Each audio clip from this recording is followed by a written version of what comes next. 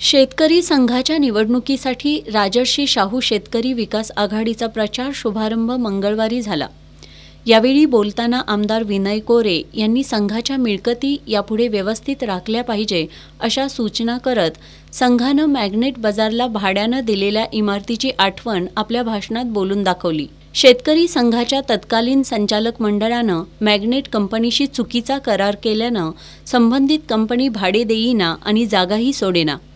त्यामुळे हे प्रकरण न्यायालयात पोहोचलं। तिथं विलंब लागतो म्हटल्यावर आम्हीच मॅग्नेट बाजारला आग लावली असा गौप्यस्फोट आमदार कोरे यांनी यावेळी केला। सुरक्षिततेच्या कारणानं महापालिकेनं ती जागा आमच्या ताब्यात दिल्याचंही त्यांनी सांगितलं। आमदार कोरे यांच्या या गौप्यस्फोटानंतर उपस्थित सभासदांमध्ये कुजबूज सुरू होती। संघ म्हणत होता आमची आम्हाला जागा परत द्या आणि कोर्टाच्या माध्यमातून ती कंपनीची जागा सोडायला तयार होती। मी मुद्दाम या गोष्टीची आठवण करून देतोय, अनेक लोकांना माहिती नसेल।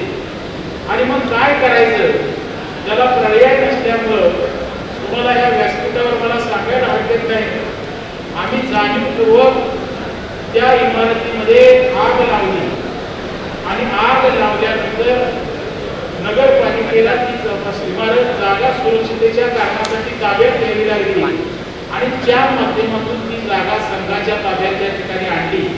जर कोर्टाच्या माध्यमातून ती जागा मिळवायचा प्रयत्न केला असता तर दुर्दैवानं मला वाटत नाही ती जागा आजही संघाच्या ताब्यात आली आहे। बरोबर आहे सर?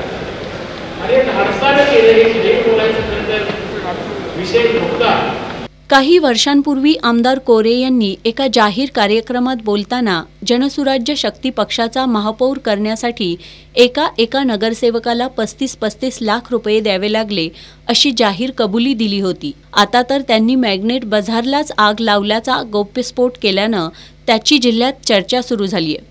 संघाच्या निवडणुकीवरून वातावरण तापलं असताना आमदार कोरे यांच्या या वक्तव्याचे काय पडसाद उमटतात हे पाहणं महत्त्वाचं आहे।